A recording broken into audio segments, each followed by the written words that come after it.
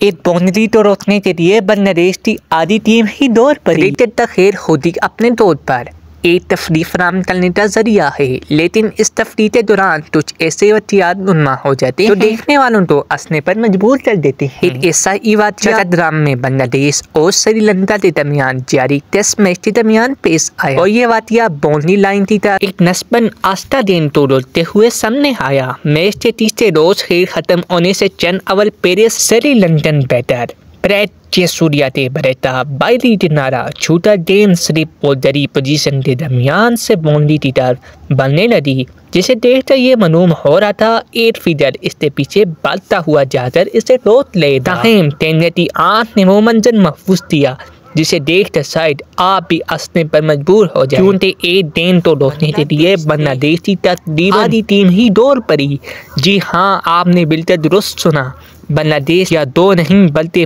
5 fielder اس گیند کے پیچھے بھاگے، اپنا مقصد یعنی گیند کو روکنے میں کامیاب رہے، جس کی ویڈیو یہاں ملاحظہ کیجیے۔